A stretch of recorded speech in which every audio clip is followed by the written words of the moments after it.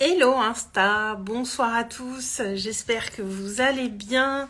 Bienvenue sur ce live 289 sur 365. Si vous êtes de la team replay, n'hésitez pas à me mettre un petit like, un commentaire pour me dire que vous avez regardé cette vidéo. Aujourd'hui, une fois n'est pas coutume, je vais vous parler de stress. Parce que voilà, il y a eu plein de choses qui m'ont amené à ça. J'ai entendu des conversations autour du stress aujourd'hui et, et je me rends compte que mon approche par rapport au stress a évolué. Et, euh, et aujourd'hui, je vois que moi, je peux être d'un naturel assez stressé, assez anxieux.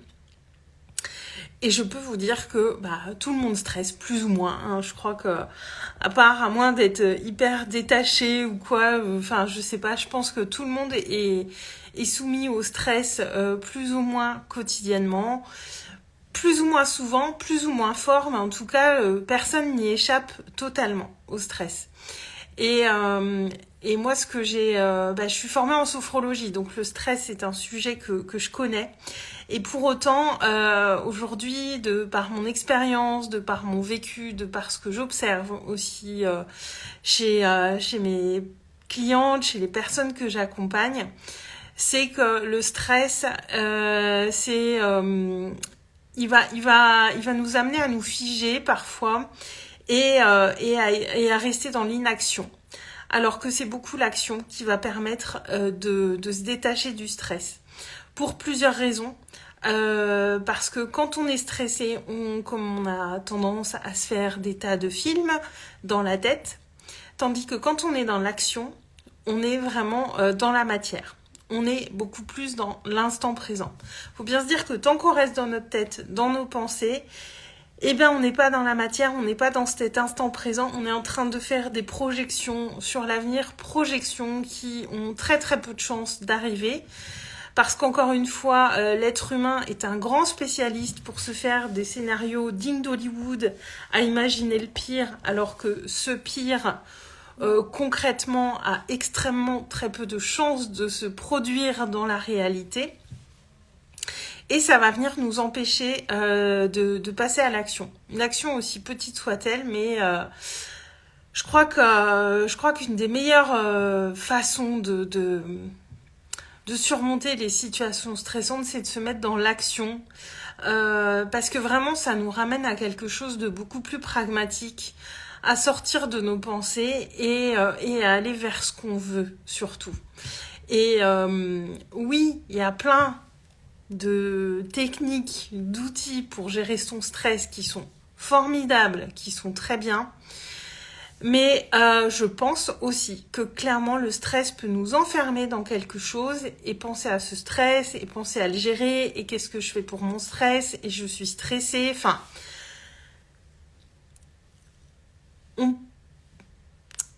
C'est important de ne pas rester uniquement dans notre tête en fait.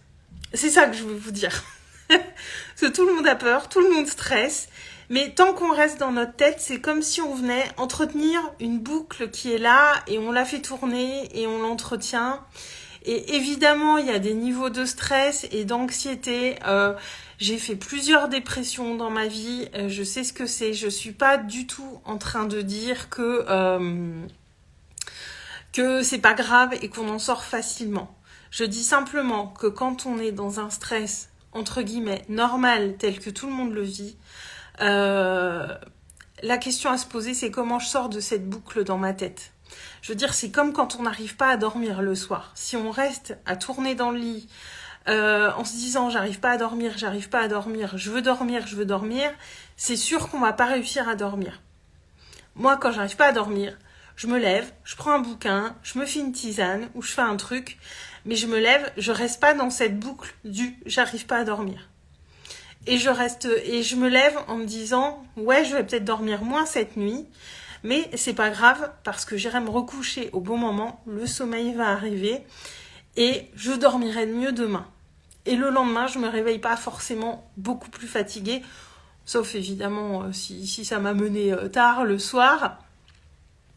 Mais j'espère que vous voyez ce que je veux dire, de ne pas rester dans ces boucles en fait. Et ce que je constate, c'est que beaucoup de gens restent dans ces boucles. Je stresse, j'ai peur, donc je fais pas. Sauf que ça peut sembler contre-intuitif. Mais c'est vraiment le passage à l'action vis-à-vis des choses qu'on a peur de faire, de se mettre dedans, d'aller mettre les mains dans le cambouis, entre guillemets, qui va faire qu'on va venir dompter ce stress et voire même l'oublier. Le passage à l'action est une clé vraiment puissante pour ne pas rester enfermé dans un stress lié à quelque chose qu'on a peur de faire ou qu'on repousse. Pensez à ça, c'est hyper important à mon sens. Vraiment. Et pas qu'à mon sens. Je veux dire, c'est clair que le passage à l'action permet vraiment de passer à autre chose là-dessus. Et je voulais revenir, j'ai échangé avec une cliente au sujet des relations. C'est un sujet qui revient souvent et j'ai envie de dire c'est normal parce que nos relations dans nos vies, elles ont quand même une importance, une importante importance, n'est-ce pas? Et elle me disait oui, on entend cette expression de voilà, on est la somme des 5 personnes qu'on côtoie le plus. Et elle me disait en gros, alors là je vais vraiment grossir le trait, comment je choisis ces gens-là? Et la première chose, déjà, c'est comment vous vous sentez. Regardez déjà votre environnement relationnel tel qu'il est aujourd'hui. Voilà, je vous dis pas on dégage tout le monde et on recommence à zéro, c'est pas du tout le but. Mais regardez votre entourage tel qu'il est aujourd'hui. Comment vous vous sentez quand vous êtes avec les gens que vous côtoyez régulièrement? Est-ce que vous vous sentez bien? Est-ce que vous vous sentez boosté? Est-ce que vous vous sentez joyeux? Est-ce que vous êtes dans cet état d'être qui est super agréable? Est-ce que vous êtes bien? Et au-delà de comment vous vous sentez quand vous êtes avec les gens, comment vous vous sentez juste après les avoir quittés? Parce que parfois, il y a des gens avec qui on a l'impression de se sentir bien, et après, quand on les quitte, on va avoir un peu des pensées de merde en boucle dans la tête, où notre état d'être n'est pas aussi bien. Et n'oubliez pas que les gens qu'on côtoie, ils peuvent avoir un impact direct sur notre système nerveux à nous. Et au-delà de comment on se sent quand on est avec les gens, quand on est dans l'instant, c'est super intéressant d'aller observer comment on se sent après quand on les a quittés. Est-ce qu'on se sent toujours bien ? Est-ce qu'on se sent toujours motivé? Est-ce qu'on se sent toujours dans cette joie? Ou au contraire, est-ce qu'il y a un truc qui retombe quand on les quitte et qui fait qu'on est moins bien? Allez observer ça aussi. Et aussi, voyez, les conversations que vous avez, si ça vous stimule, tout ça, mais clairement, j'ai envie de vous dire, quand on est avec quelqu'un qui nous fait du bien, avec qui on se sent bien, avec qui on a des discussions qui nous élèvent, avec qui on se sent pleinement soi-même, où on n'a pas besoin de mettre de masque et où on n'a pas envie de mettre de masque, on le sent. L'état d'être, il est au top.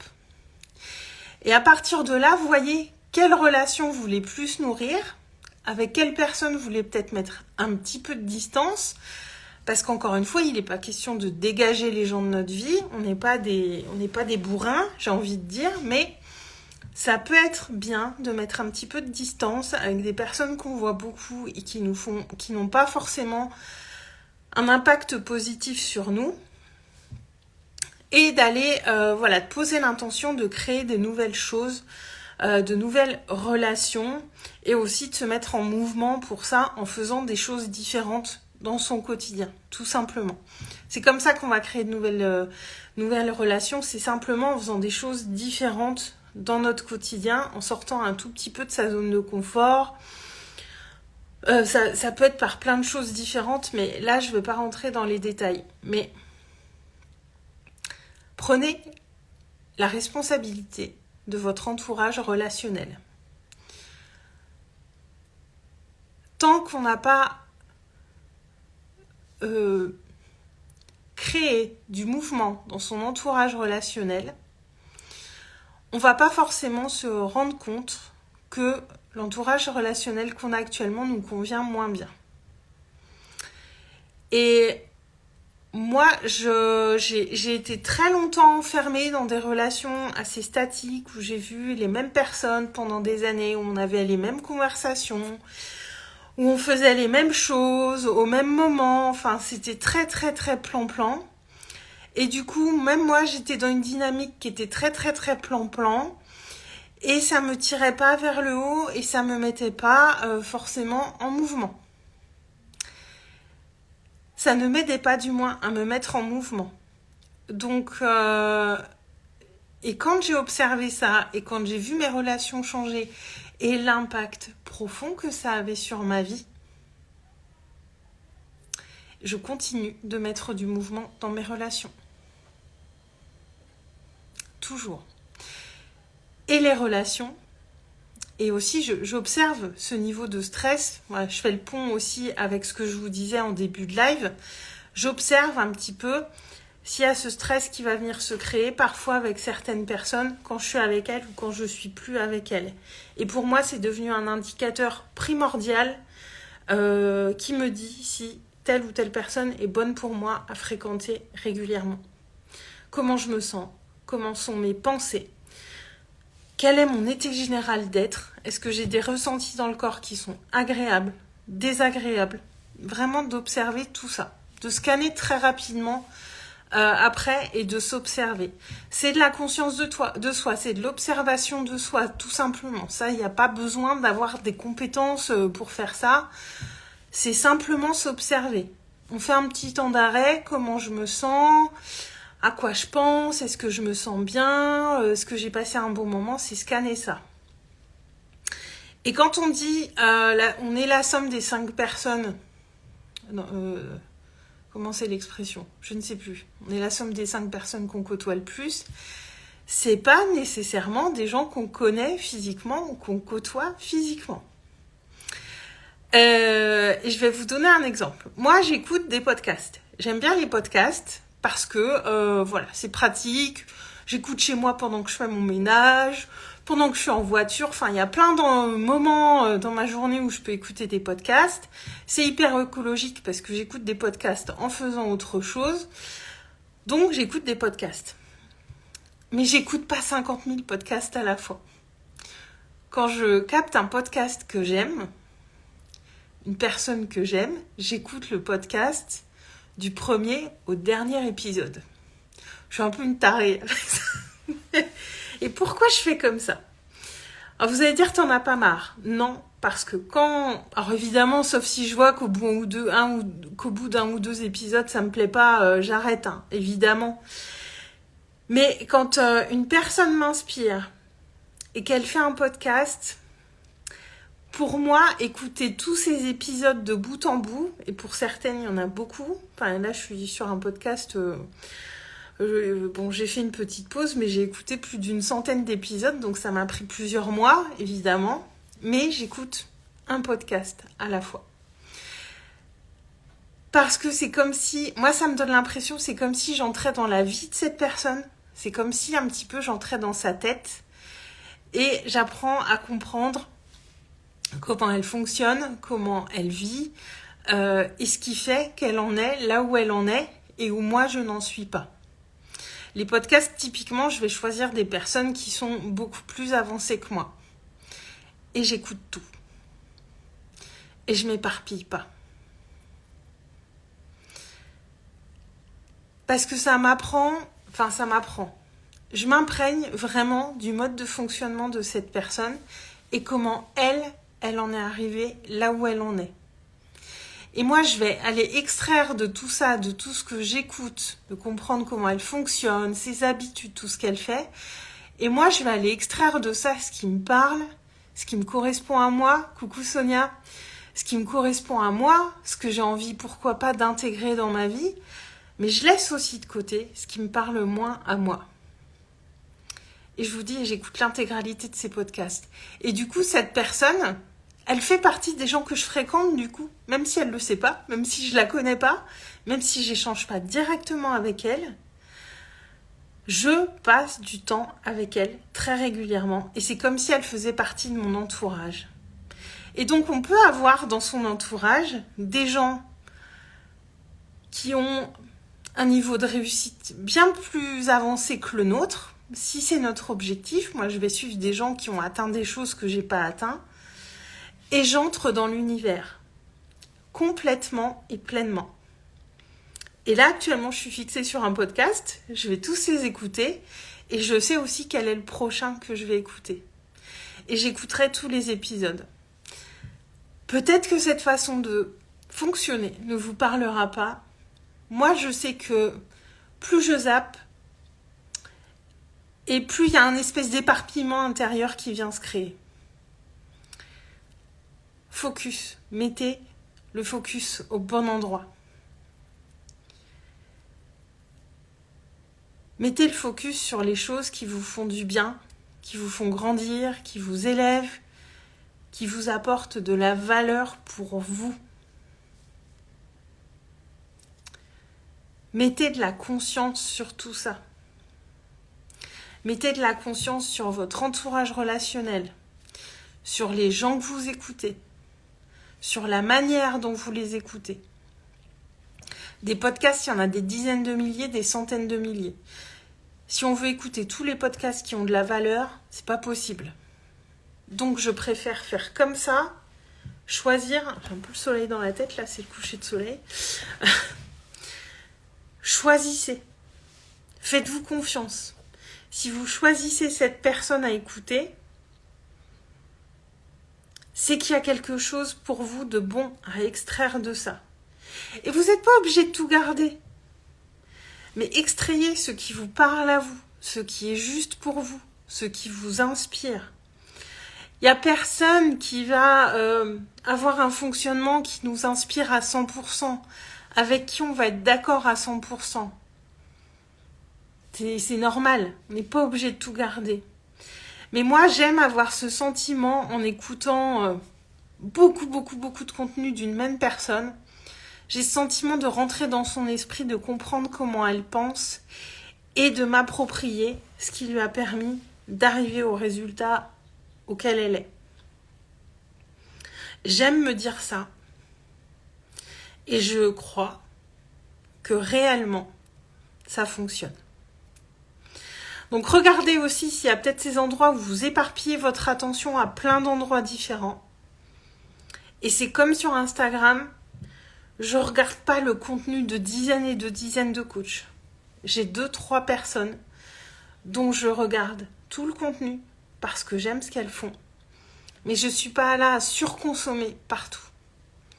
Par contre, quand j'ai quelqu'un qui m'inspire, que j'apprécie et qui a atteint des choses que moi je n'ai pas atteintes, ben je vais tout consommer. Tout consommer, me l'approprier, pour ensuite, après, aller dans une autre direction. Parce que c'est pareil, l'idée c'est pas de s'inspirer que d'une seule personne tout le temps. Voilà pour le partage de ce soir. Donc j'étais un peu dans deux directions, mais pour moi c'était important aujourd'hui de vous parler de stress parce que c'est un sujet récurrent qui est venu aujourd'hui. Et du coup je me suis dit que c'était peut-être le moment d'en parler. Et nos relations ont quand même aussi une influence importante sur le niveau de stress. Donc même si c'était deux thématiques différentes, c'est pas déconnant et elles ont un lien entre elles. Donc voilà, j'espère que ce live vous aura inspiré, vous aura donné des clés, des réponses. Dites-moi en commentaire et j'espère que ça vous aura amené de la valeur. Voilà. Je vous souhaite à tous une très très belle soirée, je vous embrasse et je vous dis à demain. Ciao!